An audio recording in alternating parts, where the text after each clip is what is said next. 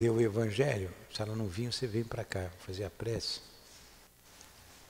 CEAP, Centro Espírita Altivo Panfiro. Uma casa de amor. Bom dia aos nossos ouvintes. Que Jesus abençoe a nossa manhã de estudos. Vamos dar continuidade ao livro Memórias de um Suicida, escrito pela psicografia da Dona Ivone do Amaral Pereira. Psicografia trazido pelo espírito Camilo Cândido Botelho, que é o Camilo Cândido, o Camilo, né, o escritor português. Então, vamos ler o Evangelho, no capítulo 27, Pedi e obtereis. A lei de Deus assim se resume. O homem sempre sofre as consequências das suas faltas. Não há uma só infração à lei de Deus que não tenha sua punição. O rigor do castigo é proporcional à gravidade da falta.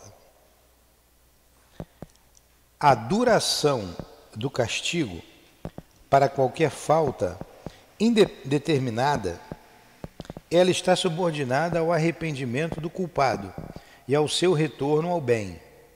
A pena dura tanto quanto a persistência do mal. Seria perpétua se a obstinação no mal fosse perpétua, e de curta duração se o arrependimento fosse rápido. Desde que o culpado peça por misericórdia, Deus o escuta e lhe envia esperança. Porém, o simples remorso pelo mal cometido não é suficiente. É preciso a reparação. Eis porque o culpado é submetido a novas provas, nas quais ele pode sempre, por sua vontade,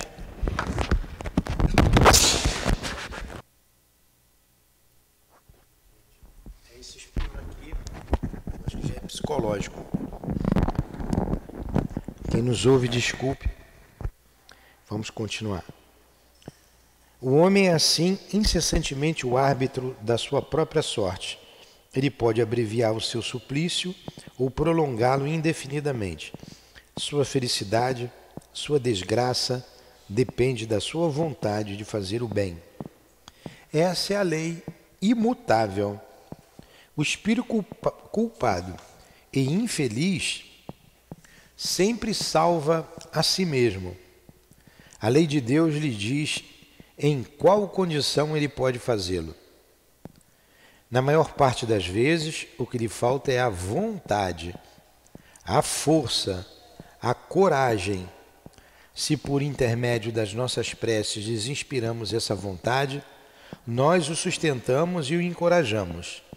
Se por nossos conselhos nós lhes damos as luzes que lhe faltam, em vez de solicitar a Deus que anule a sua lei, nos tornamos os instrumentos para a execução da sua lei de amor e de caridade, da qual ele assim nos permite participar, para que possamos dar uma prova da caridade. Muito bom, né? Vocês prestaram atenção? A responsabilidade, a nossa responsabilidade, única e exclusivamente nossa, pelos males que a gente faz e as consequências desses males.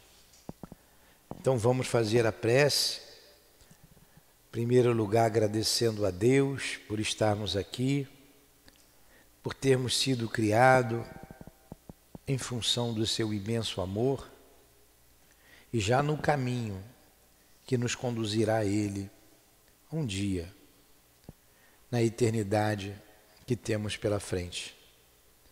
Agradecemos a Jesus por nos mostrar esse caminho.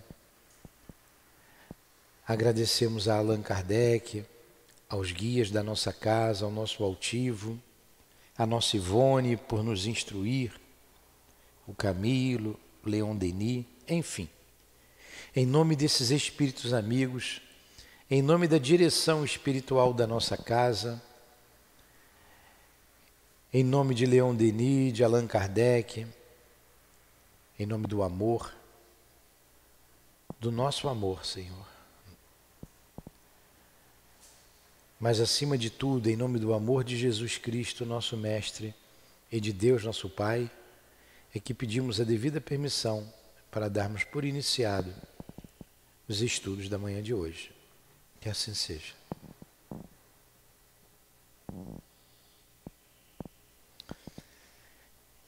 Então vamos lá. Vamos lá, Luiz, me ajuda aqui então. Vamos dar continuidade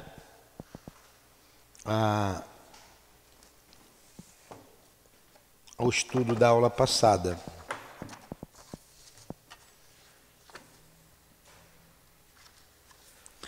Nós estamos estudando os arquivos da alma, o capítulo 9. É o amável, não é aqui? Sim. O amável Cicerone. Vamos lá, Luiz.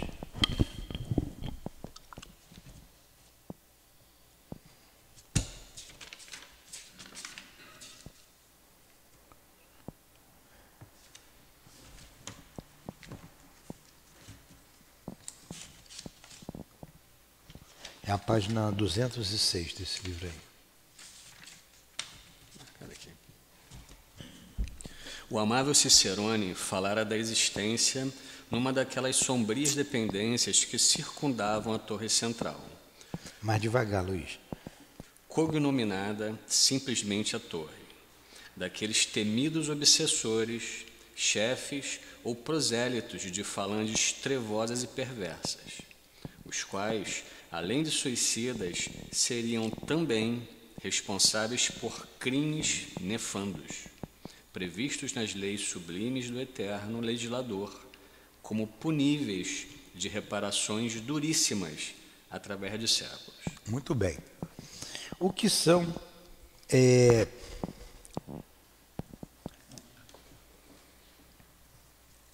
vamos ler aí de novo, bem devagar, para a gente.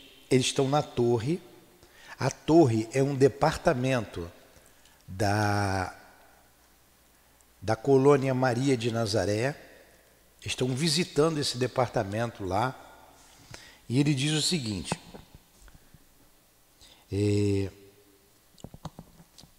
eu quero saber, ô Luiz, para você ver aí no dicionário.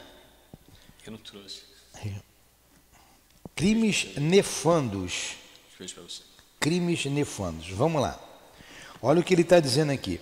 O amável Cicerone. O que é o Cicerone? Aquele que conduz, o ciceroniza. Não sei se esse nome está correto. Aquele que conduz. Ó, eu sou o Cicerone aqui da casa para a Carmen. Então eu vou conduzir, mostrar a casa, onde é que está. Então o Cicerone, que é o padre Miguel de Santarém, não é ele?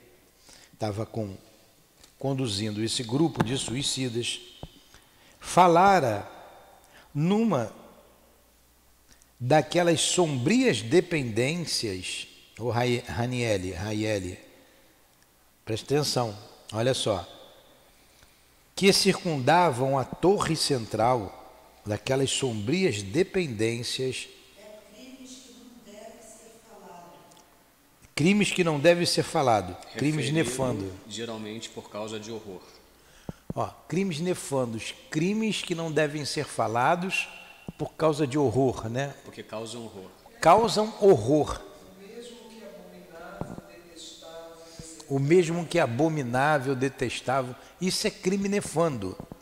Olha que a gente vai ver aqui como é o mundo espiritual e que a gente tem que ter muito cuidado. Muito cuidado. O que que tem?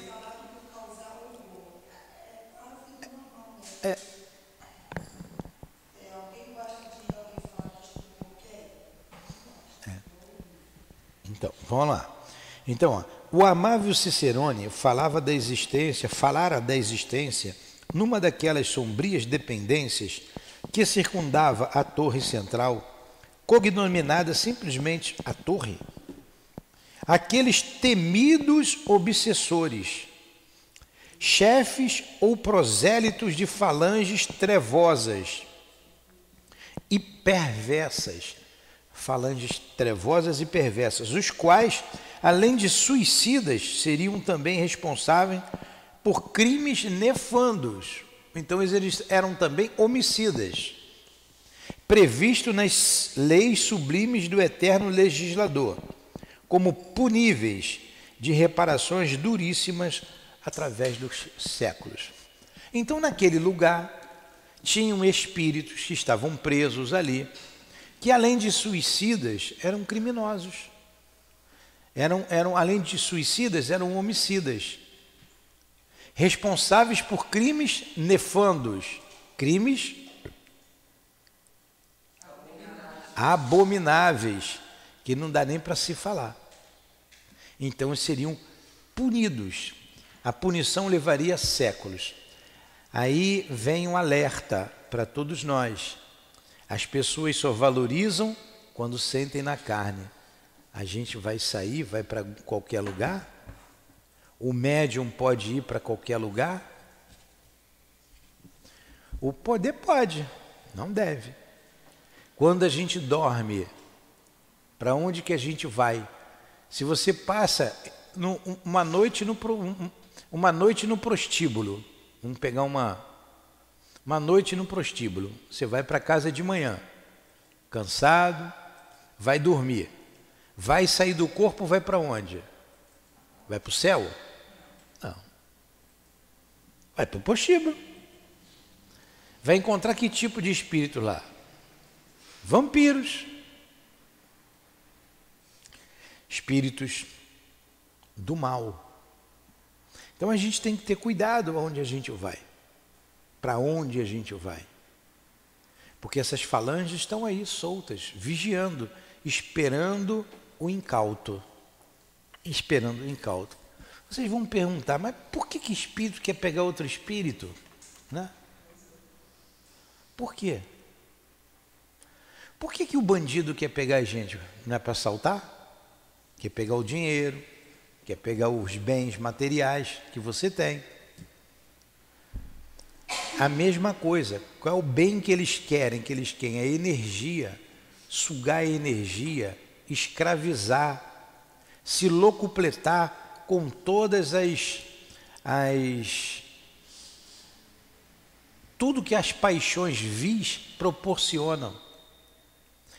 Então eles sugam energias, eles se viciam outros espíritos, explora de tudo quanto é maneira, inclusive sexualmente. É isso. Então eles formam grupos para ficarem fortes. Grupos. E esses grupos são imensos e se compõem de vários grupos com vários líderes do mal, falanges do mal. É para a gente ter medo? Não. O que nós aprendemos lá no Salmo? O Senhor é o meu pastor e nada me faltará. Se Deus está comigo, quem estará contra mim? É para você ter cautela. É para você estar vigilante. É para você estar atento. Todas as vezes que a gente abre brechas morais, a gente é atacado por esses espíritos. E a consequência, só Deus sabe.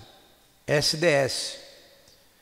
Porque numa briga, numa confusão, a gente sabe como ela começa, mas a gente nunca sabe onde ela termina, quando vai terminar e como vai terminar. Não é? Então a gente tem que ter muito cuidado, orar, a gente tem a proteção. A luz sempre espanta as trevas. A luz sempre espanta as trevas. Então a gente tem que fazer a luz. E Jesus nos recomendou, faça a vossa luz. Faça a vossa luz. Vamos lá, Luiz, continua. Manifestáramos desejo de vê-los. Afigurou-se-nos tratar-se de entidades anormais, desconhecidas completamente pela nossa capacidade de imaginação, monstros apocalípticos, talvez fantasmas infernais, que nem mesmo apresentariam forma humana. Olha, eles queriam ver esses espíritos que estavam presos ali na torre. Deviam ser monstros apocalípticos. Deviam ser fantasmas, entidades anormais, desconhecidas. Esses chefes dessas falanges do mal, grupos que provocam crimes nefandos, não somente no mundo espiritual, mas também no mundo material. Continua. Sorrindo paternalmente, o velho doutor Canalejas interrogou ao emérito elucidador, que nos guiava se seria possível defrontarmos algum deles, visto ser de utilidade conhecê-los, a fim de nos acautelarmos durante a próxima viagem aos planos terrenos, onde enxameiam bandos numerosos da mesma espécie. Olha, o detalhe, Adilânia, detalhe o Raieli. Olha o que acontece. Ele, o doutor de Canalejas, né, pergunta lá ao Cicerone, que é o pai de Santarém, o responsável por aquele lugar, se não podia conhecer um desses monstros. Eu estou botando monstros aqui entre aspas, tá? Vocês vão ver quem são esses monstros. Monstros apocalípticos, horrorosos. Vocês vão ver. Mas para nós são monstros mesmo. Vamos ver. Nós vamos ver já já. Na verdade, é um homem comum. Ele vai descrever. Mas olha o que ele diz aqui de importante. Para nós são monstros do mal. Sim. É isso aí. Ó, então queria que mostrasse a fim de nos acautelarmos durante a próxima viagem aos planos terrenos. Olha, quando eles viriam em trabalho aos planos terrenos aqui na Terra. Aqui na Terra. Hoje a aula é do medo, tá? Não é do medo não. A aula é esclarecedora. Não é para ter medo. Senão a gente não abre a casa espírita. Senão a gente não vai trabalhar no bem, porque o mal estaria me esperando. Que é isso? É para a gente para nós nos acautelarmos, de novo, contra o mal. Onde enxameiam, no plano terreno, onde enxameiam bandos numerosos da mesma espécie. Enxameiam. O que é enxameio? O que é um enxame? O que é enxame? Muitos. Muitas abelhas, a gente chama de enxame, não é? É o coletivo de abelha. Não é isso? Enxame não é o coletivo de abelha? Mudou, agora é colmeia. Agora é colmeia? Pronto. Mas imagina um monte de abelha. Então, são muitas abelhas, não é? Muitas abelhas. Muitas.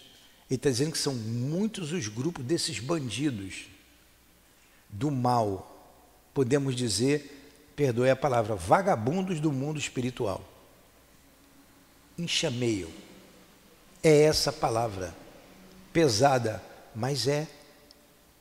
Vocês vão em qualquer lugar durante o dia aí? Vocês vão numa determinada comunidade, eu não posso falar aqui algumas, mas vocês sabem, vocês vão de madrugada? Não vão. Por que não vai?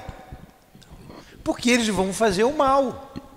Eles podem te sequestrar, podem te matar, te roubar, abusar de você.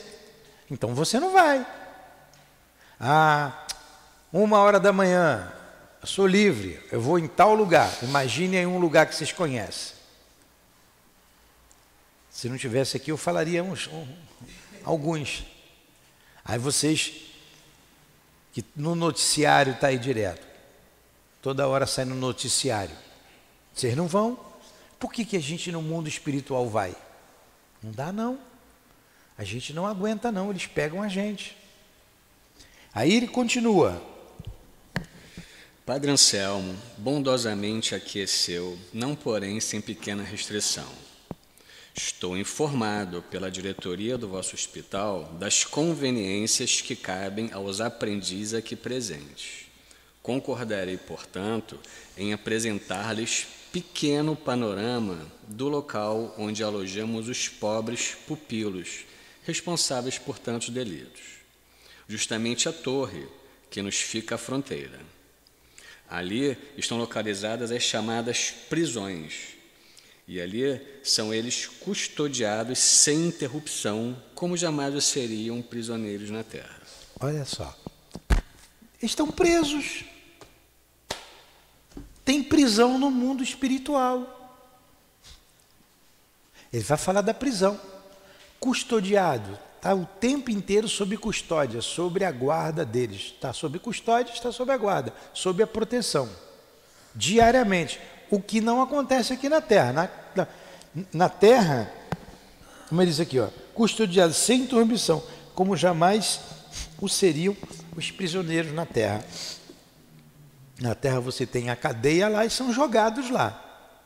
Aqui eles têm a custódia, são custodiados. Isso aí. Né? O tempo inteiro por esses guardiães. Continua.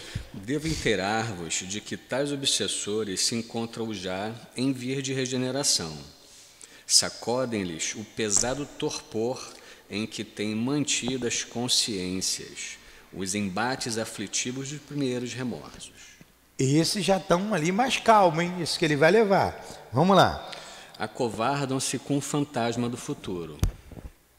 Bem percebem o que os espera na angustiosa plaga das expiações, sob o ardor das variadas reparações que terão de testemunhar mais tarde ou mais cedo. Amedrontados ante o vulto infamante das próprias culpas, supõem que, enquanto resistirem aos convites que diariamente recebem para a regeneração, estarão isentados daquelas obrigações. Daqui, porém, não lograrão sair, reavendo a liberdade, sem que o arrependimento marque roteiro novo para as suas consciências denegridas pela blasfêmia do pecado. Ainda que permaneçam enclausurados durante séculos, o que não é muito provável venha a dar-se. Olha só, então vamos analisar esse pedaço. Eles não sairão da prisão enquanto não se arrependerem, não terão liberdade. E eles tentam protelar isso ao máximo, porque sabe das consequências. São os grandes sofrimentos que tem aqui na Terra. Muitos desses sofrimentos a gente não vê, porque a família esconde. Vocês não vê o tempo todo doentes mentais pela rua, grandes dores, vocês não veem, porque fica dentro de casa. A família esconde. Mas se você for num centro de reabilitação, se você for num manicômio, você vai ver um montão. Lá no manicômio está cheio. Num centro de reabilitação que a gente tem por aí, os trabalhos que o governo faz, não somente instituições governamentais, mas também instituições civis, ali se juntam, os iguais se juntam ali. Então eles sabem que essa dor não vai durar apenas uma existência, vai durar várias, quantas forem necessárias para a reabilitação desses espíritos. E eles temem isso, eles temem o futuro. Então eles estão presos porque não podem ficar livres no mundo espiritual. Nós vamos ver, ele vai falar aqui do Agenor Penalva, que esse espírito, se ele se aproximasse da gente, nós entraríamos numa situação de depressão, de dor, que nós nos suicidaríamos. Nós não suportaríamos a vibração dele. Pra vocês terem ideia. Então vamos lá. Ó, meus caros amigos, vós que iniciais os primeiros passos nas sendas redentoras tá bom, dessa ciência divina que redime e eleva o caráter da criatura, seja homem ou espírito. Ó, vós cuja visita ao meu posto humilde de trabalhar da seara do Senhor tanto me honra e desvanece. Eu vou ler de novo para dar a entonação. Aqui, que Leon Denis, se estivesse lendo, daria. A gente sabe que esse livro, Leon Denis também colocou aqui o seu pensamento, ele colocou aqui a doutrina espírita. Ó, meus caros amigos, vós que iniciais os primeiros passos nas sendas redentoras dessa ciência divina, que redime e eleva o caráter da criatura, seja homem ou espírito. Que ciência divina é essa? Doutrina. Doutrina espírita. A doutrina que mostra a imortalidade da alma, que mostra o progresso, a lei do progresso, o caminho para Deus. Ó vós, cuja visita ao meu posto humilde de trabalhador da seara do Senhor, tanto me honra e desvanece. Colaborai comigo e meus auxiliares desta espinhosa seção do Departamento de Vigilância.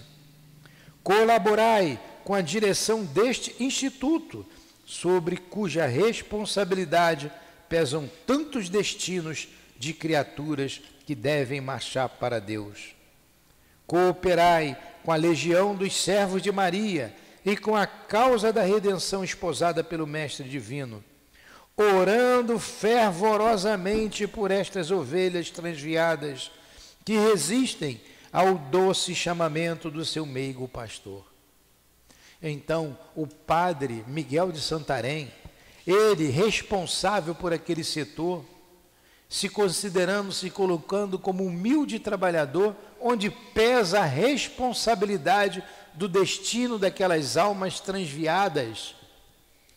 Como diz Jesus na parábola da ovelha transviada, né, que se desgarrou do grupo, do bando, essas ovelhas ele pede que nós, homens e espíritos, oremos por eles, ajudemos com as nossas preces, porque somente a misericórdia de Deus irá ajudá-lo.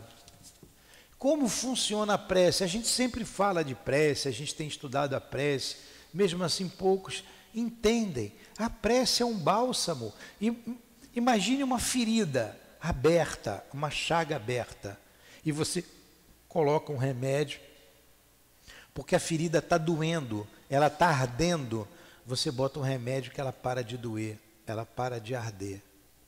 Aí você cobre a ferida e você nem lembra que tem a ferida ali, né, quando para de doer. Já sentiram dor de dente? Alguém está lembrando do dente aí na boca?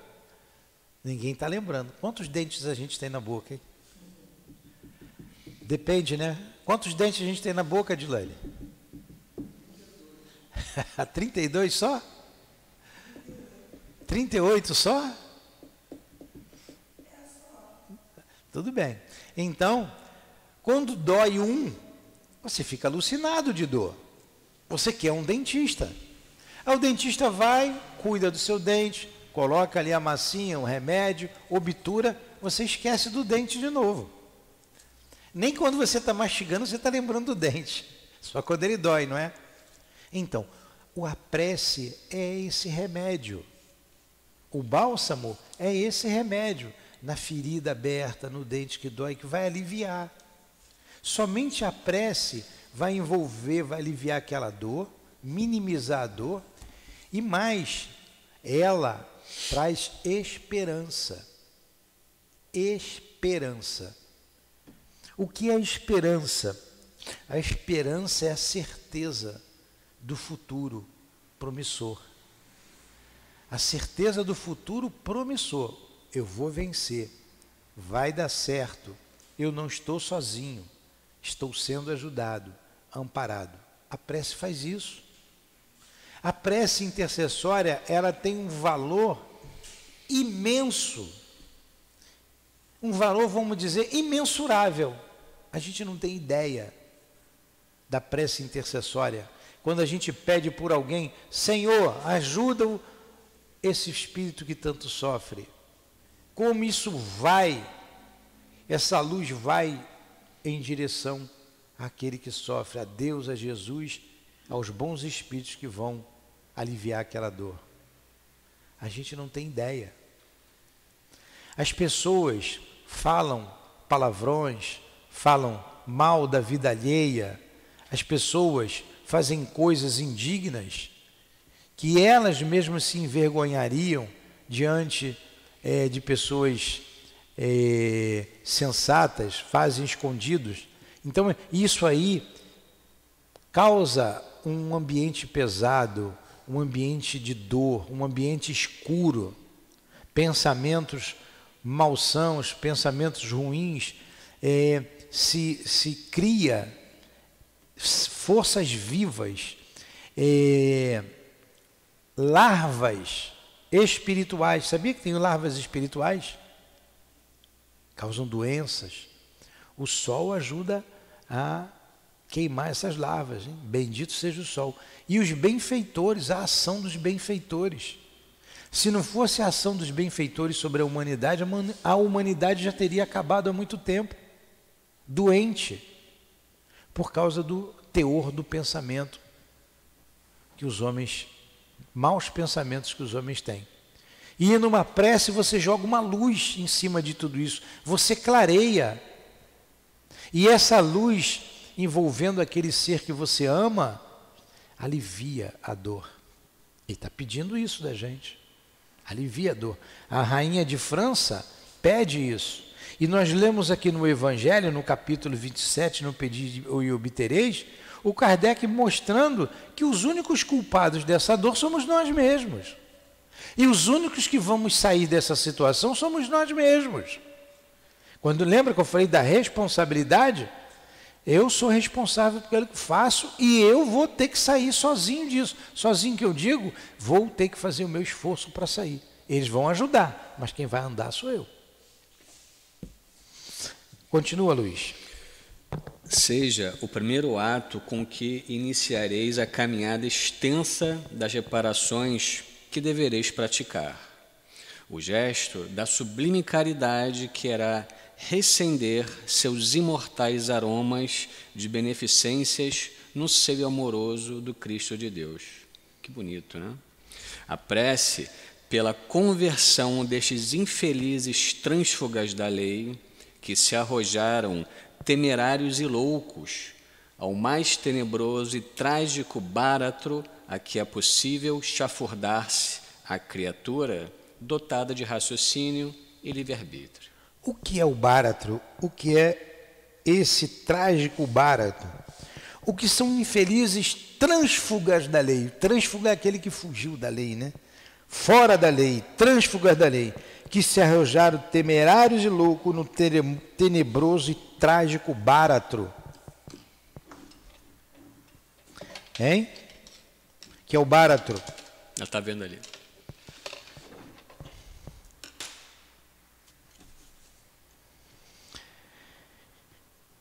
Aqui é possível chafurdar-se, quer dizer, se envolver na lama, chafurdou na lama, entrou na lama. Abismo, abismo, trágico báratro, trágico abismo, abismo. Aqui é possível chafurdar-se a criatura dotada de raciocínio e livre-arbítrio. A gente entra num abismo porque a gente quer. E aqui na nossa casa, abro um parênteses para falar da nossa casa, os guias têm nos orientado, cuidado com os abismos, cuidado com as crateras. E quem cair, o retorno vai ser difícil. Se cair na cratera para sair, é difícil. Imagine você cair num poço fundo. Sair de lá é difícil, né? É difícil. Orai, afianço-vos, acreditai, que tereis começado formosamente a programação das ações que devereis realizar para a confirmação do vosso progresso.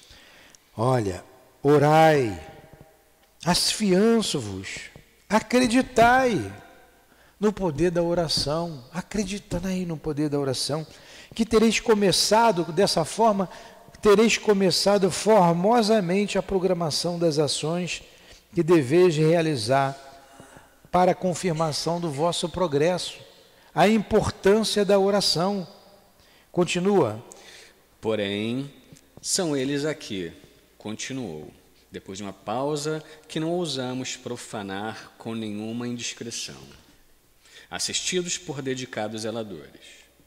Levado em conta a ignorância fatal de que deram mostras, escolhendo a prática do mal, único atenuante com que podem contar a fim de merecerem proteção e amparo, a misericórdia exposta na lei que nos rege ordena-lhes forneçamos ensino e esclarecimentos, meios seguros de se reabilitarem para o reingresso nas vias normais da evolução e do progresso, elementos com que combatam eles mesmos as trevas que se rodearam.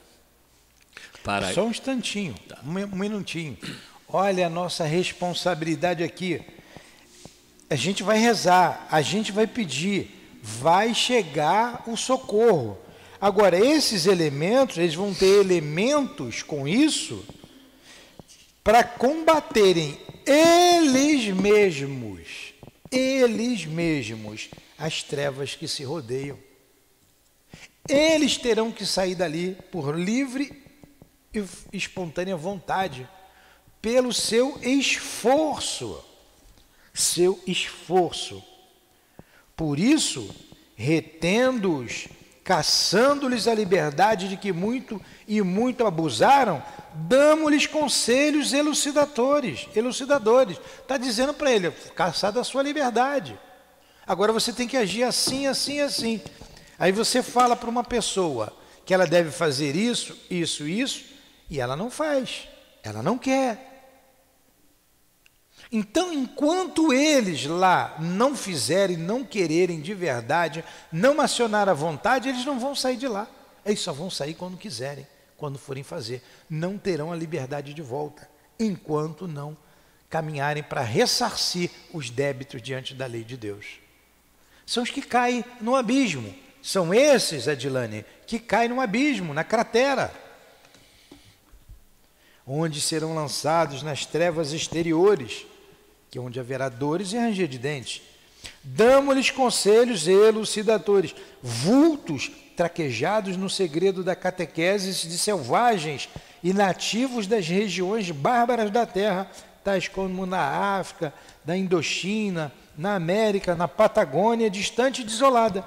Esses evangelizadores acostumados com esses seres duros, lá na América, lembra que no início do descobrimento do Brasil, né, a catequese, e nos lugares mais afastados, esses homens de fibra, com a fé inquebrantável, são esses que estão ajudando esses espíritos lá no mundo espiritual.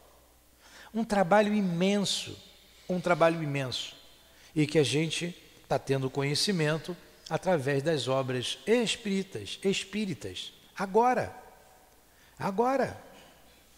Porque até então ninguém sabia disso.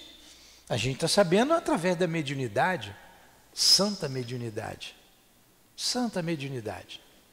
Olha o que diz o Evangelho. Vamos recordar o Evangelho aqui, lido hoje. O homem sempre sofre as consequências das suas faltas. Está lá no capítulo 27, pedis obtereis, item 21. A lei de Deus assim se resume. O homem sempre sofre as consequências das suas faltas. Não há uma só infração à lei de Deus que não tenha a sua punição. Fiz hoje o mal, não deu nada.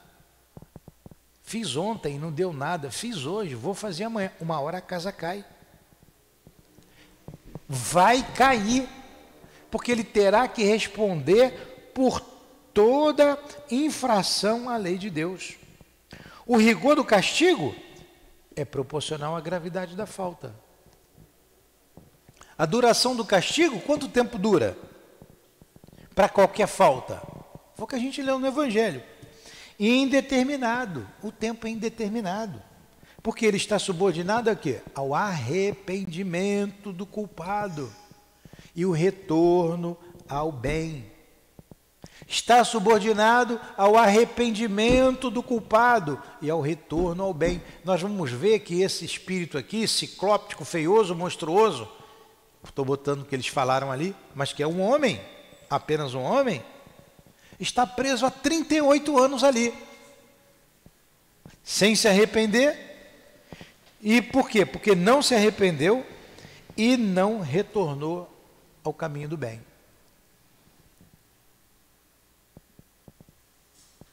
A pena dura tanto quanto tempo o camarada persistir no mal.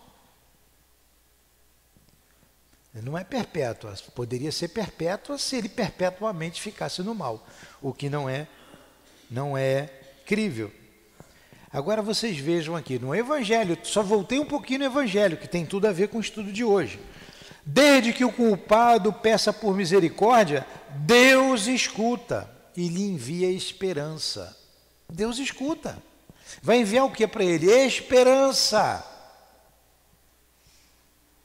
Porém, o simples remorso pelo mal cometido não é suficiente. Eu me arrependi, estou com remorso porque fiz o mal, não é arrependimento. É preciso o quê? Reparar.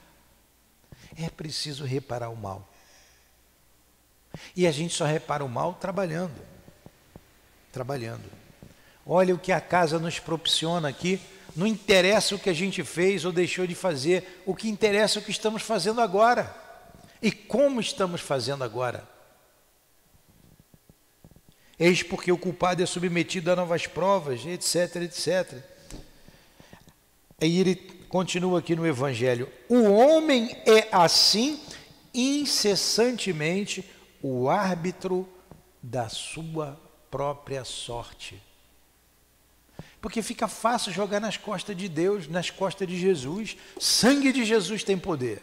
Jesus vai me salvar. Deus me salva. É muito fácil. Aqui na doutrina espírita está dizendo que a responsabilidade é nossa, não é de Deus, não. Eu fiz o mal porque eu quis e eu vou responder por isso. Quantos suicidas aqui a gente encontra? Por que você se suicidou, meu amigo, ou minha irmã, ou meu irmão? Porque eu fui traído. Ela me traiu. Ele me traiu.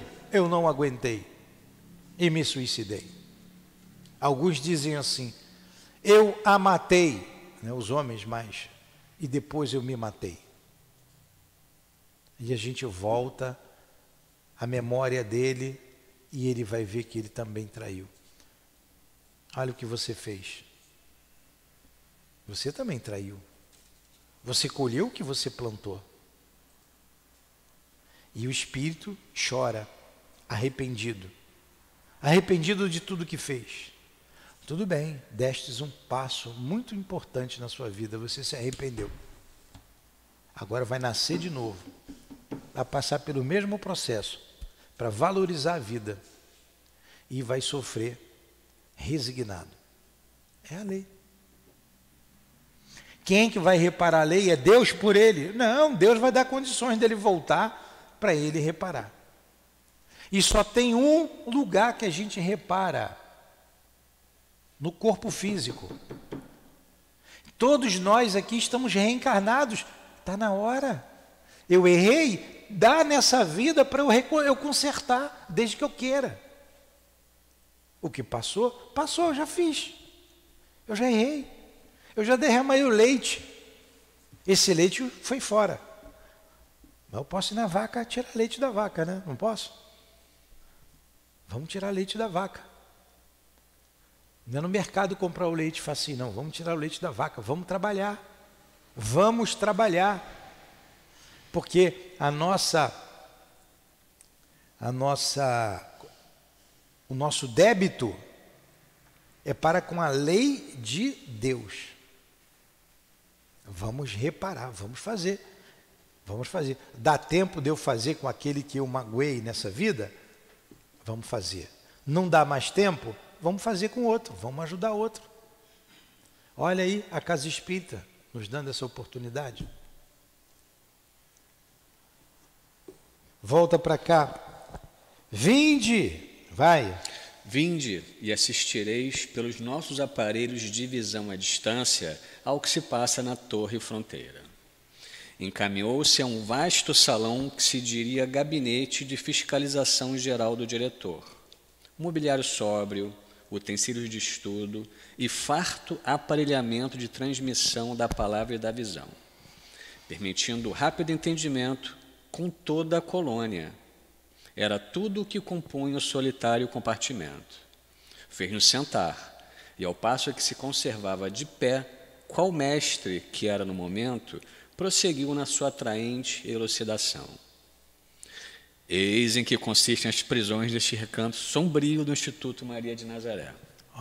Foi por um departamento, imagine uma sala com um aparelho que dali ele vê todo o lugar, toda a extensão, vê as prisões, como se estivesse ali dentro da prisão. Aparelhos de câmara, de filmagem, mas muito potentes, a gente não tem aqui na Terra.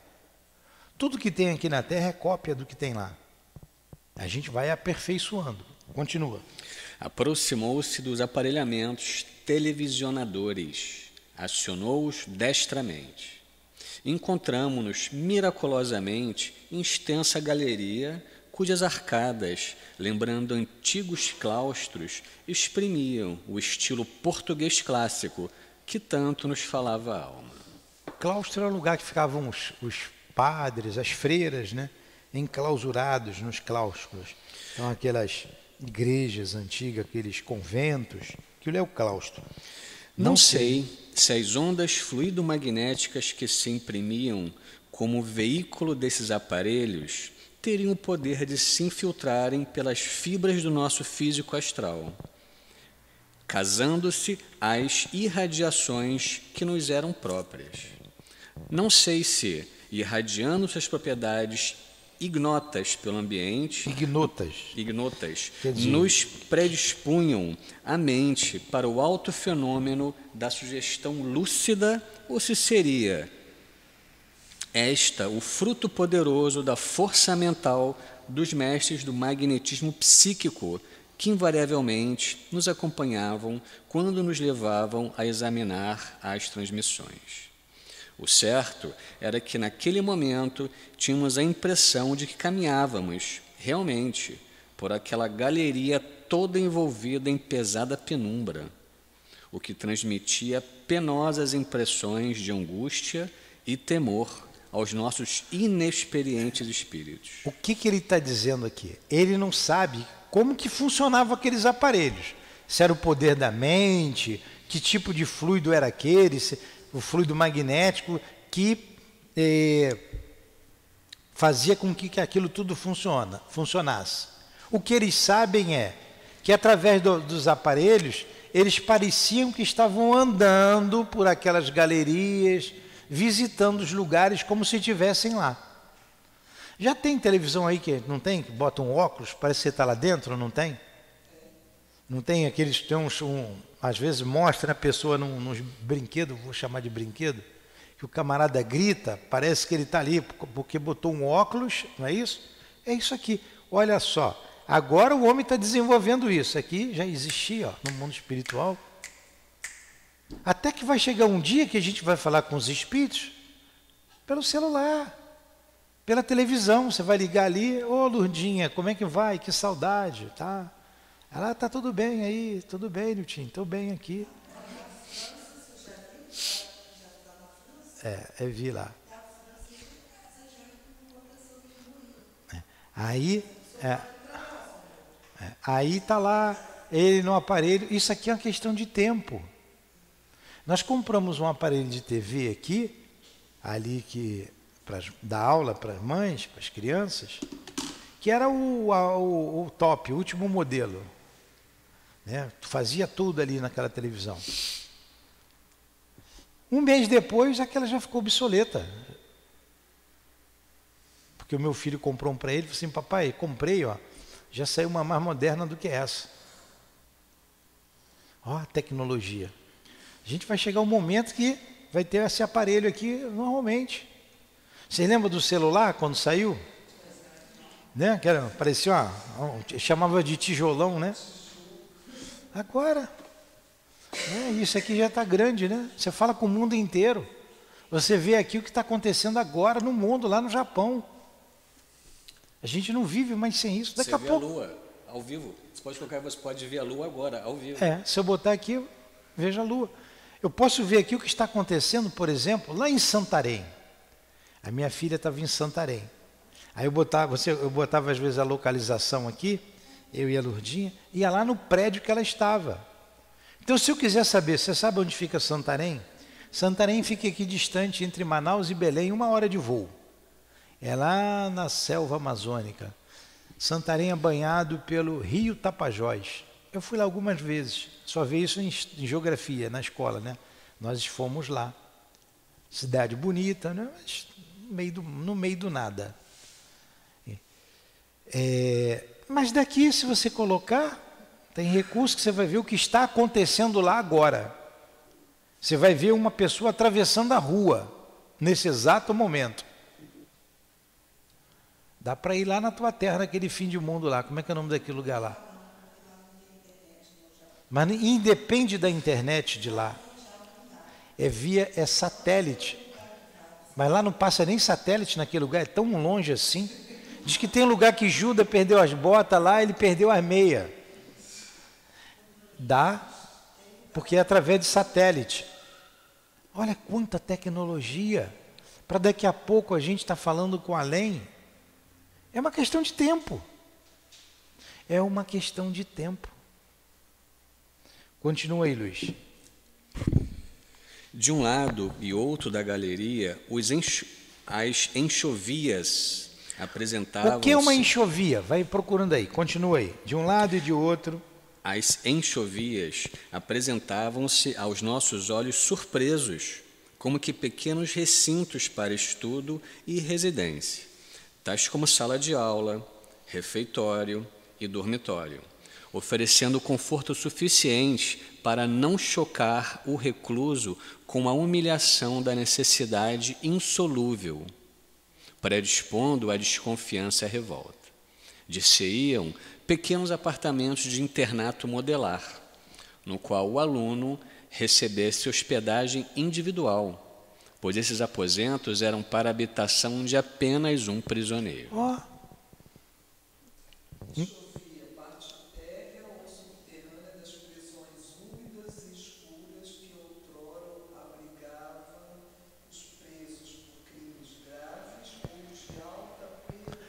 Então a enxovia eram as masmorras, os calabouços, aquelas prisões úmidas em que os presos condenados ficavam. Na França, por baixo lá teve a queda da Bastilha, foi o símbolo da Revolução Francesa foi com a queda da Bastilha, né, onde ficava lá o rei. Ali embaixo tinham as prisões, as enxovias, e quem ia para lá não saía mais. Lugar úmido, cheio de ratos. Então o que ele está dizendo aqui? Eu vou ler de novo. De um lado e de outro da galeria, as enxovias apresentavam-se aos nossos olhos surpresos, como pequenos recintos para estudo. Na verdade, aqui, ele está falando não daquela enxovia, que algumas tinham até sal grosso para o camarada sofrer. A enxovia aqui é uma prisão. O significado de enxovia aqui é prisão. Então ele está dizendo aqui, de um lado e de outro da galeria, as prisões, né, o lugar que ele ficava preso, a enxovia, apresentavam-se aos nossos olhos surpresos como pequenos recintos para estudo e residência, tais como salas de aula, refeitório, dormitório, oferecendo conforto suficiente para não chocar o recluso com humilhação, da necessidade de insolúvel, predispondo a desconfiança e a revolta. Tudo preparado para ele não ficar desconfiado, para não ficar revoltado, e eram presos de alta periculosidade, como a gente chama aqui, periculosidade, não é? Ele coloca a enxovia entre aspas, né? O autor colocou enxovia, que não era uma enxovia A enxovia, eu queria que vocês vissem aí o que é enxovia, sabe por quê? Para ver como é a enxovia para nós e como é, porque aqui está entre aspas, né? A Carmen lembrou bem, está entre aspas aqui no texto que o Camilo está narrando. Então ele está dizendo que é um local, a prisão, uma sala confortável, grande, limpa, livros para poder ler, poder estudar, para ele se sentir o melhor possível. Dir-se-iam pequenos apartamentos de internato modelar, no qual o aluno recebesse hospedagem individual, pois esses aposentos eram para a habitação de apenas um prisioneiro. Então cada prisioneiro estava num lugar bem espaçoso, limpo. A gente vai ver mais. Continua, Luiz. Não me pude conter e atrevi-me a externar impressões dirigindo-me a Padre Anselmo. Pois que vejo aqui um educandário, não uma prisão, rodeados de amplas janelas e belos e sugestivos balcões, por onde penetram ventos sadios, desguarnecidos de grades e de sentinelas. Eis aposentos convidam antes ao recolhimento, à meditação e ao estudo proveitoso, dado o silêncio inquebrantável de que se rodeiam. Bem vejo a influência generosa de eméritos missionários educadores, afeitos à direção de instituições escolares, não carcereiros a se imporem pela violência. Viu carcereiros, viu os educadores. Um lugar, ele ficou espantado. Que lugar tranquilo é esse? Esse é o futuro das nossas prisões. O que está lá em Ezequiel? Deus não quer a morte do ímpio, e sim que ele se arrependa. Ele é um espírito imortal. Ele precisa se arrepender do que fez e dar continuidade ao seu progresso, à sua caminhada progressiva. Assim deveriam ser as prisões aqui. Não são assim. Mas em países mais adiantados, nós já vimos que já é assim. Sim. É assim. Então, as prisões são limpas, individuais. O prisioneiro tem livros para que ele leia, ele reflita, se arrependa e retorne à sociedade. Retorne à sociedade. Infelizmente, ainda não é assim. Ainda não é assim. Mas um dia será. E até que um dia não precisará mais ter prisões. Vocês acham que no mundo feliz tem prisões? Vocês estão curiosos para querer ver lá o monstro ciclópico, né? Eu acho que eu vou deixar para a semana que vem. Fazer uma maldade com vocês. São 9 horas. Quem está em casa quer que continue mais um pouquinho, 5 minutinhos? Vê se vão dar o ok, porque senão eles não vão aguentar. Eu fico aqui até amanhã de manhã estudando. Mas vocês... Porque um tempo de aula de no máximo 1 hora, mas quando é interessante a aula, né? Então, vamos esse parágrafo mais aqui, vamos embora. Sim, redarguiu sorrindo o nobre governador da torre. E ele fala agora: cumprimos os dispositivos das leis de amor e fraternidade sobre as normas essencialmente educadores do Mestre Magnífico, Jesus. Realmente, não nos cumpre castigar quem quer que seja, por mais criminoso que se afigure, porquanto nem ele o fez. Nosso dever é instruir e reeducar, levantando o ânimo decaído, o caráter vacilante, por meio de elucidações sadias para a regeneração pela prática do bem. Pois que a punição, o castigo, o próprio delinquente os traz dentro de si, com o inferno em que se converteu sua consciência ininterruptamente conflagrada por 1000 diferentes aflições, o que dispensa atormentá-lo com mais castigos e represálias. Ele próprio é que se julgará e em si mesmo aplicará as punições que merecer. Quereis um exemplo vivo dos mais sugestivos? Prestai atenção. Então, olha só, lá não é uma prisão, como nós pensamos aqui na Terra. É um lugar é um educandário, É para trazer de volta a alma ao caminho do bem. Quando a gente vê um bebê tão fofinho, tão bonitinho como são os bebês, a gente não sabe que espírito é aquele que retorna ao educandário da vida. Ele traz consigo uma bagagem imensa de experiências. Então ele está dizendo, vocês querem ver um desses prisioneiros? Lembra lá do monstro ciclópico? Vamos ver um agora, para matar a curiosidade de vocês. Aproximou-se de um daqueles aparelhos que ornavam a sala. Acionou atentamente um novo botão luminoso.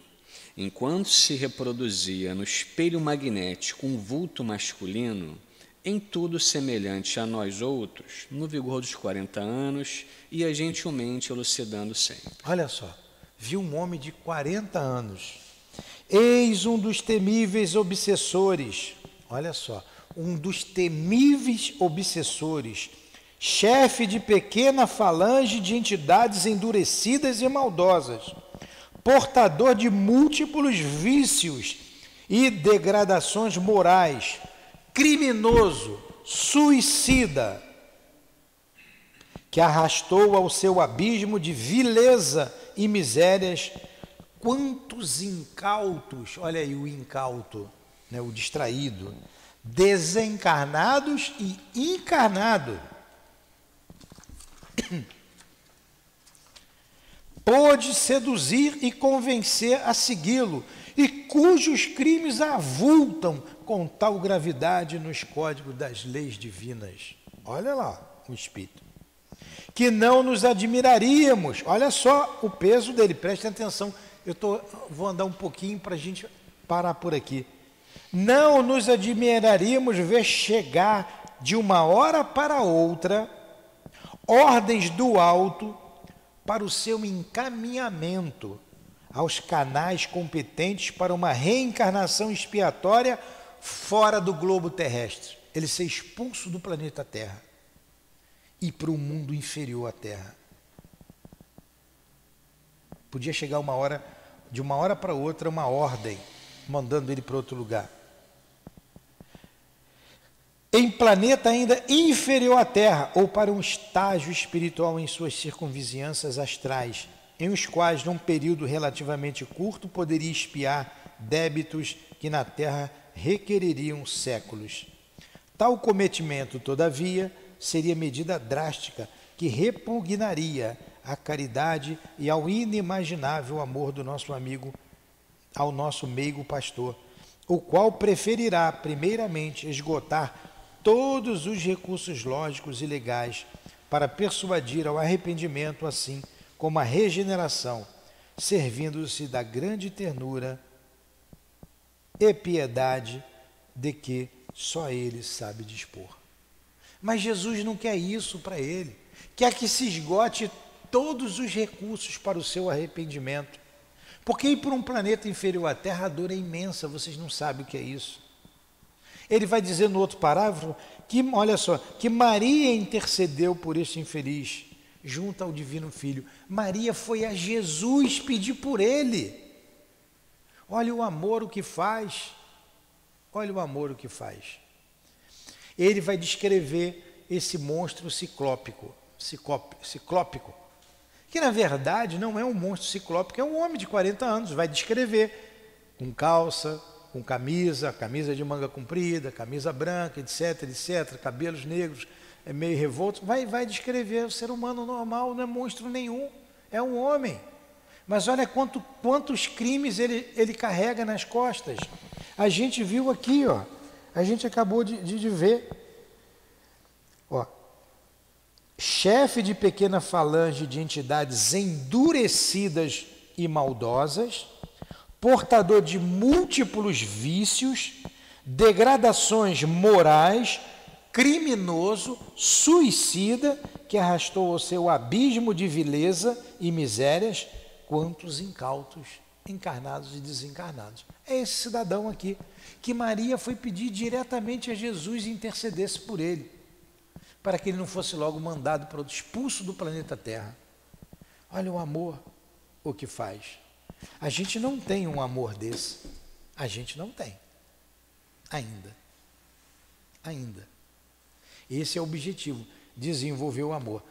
Infelizmente eu tenho que parar, já avancei aqui alguns minutinhos, mas nós vamos parar aqui. Semana que vem, nesse mesmo horário, nesse mesmo lugar, continuaremos essa história belíssima, interessantíssima, né? Vamos parar? Paramos aqui na página 210. E que beleza o Evangelho, né? Veio bem junto. Hã? 210 também.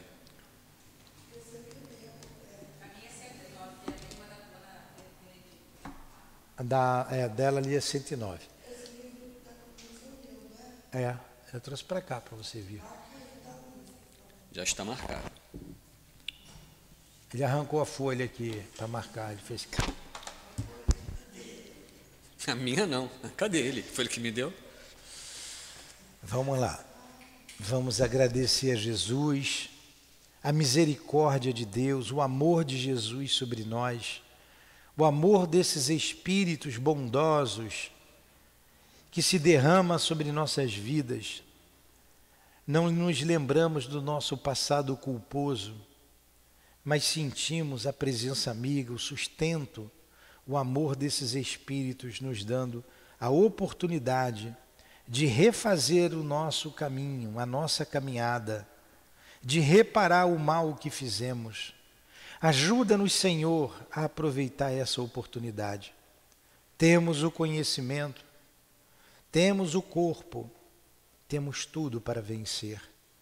Ajuda-nos em nossa fé, ajuda-nos em nossa vontade firme para jamais esmorecer, mantermos-nos de pé e caminhar na direção de Deus, contigo, Senhor, com os nossos amigos espirituais.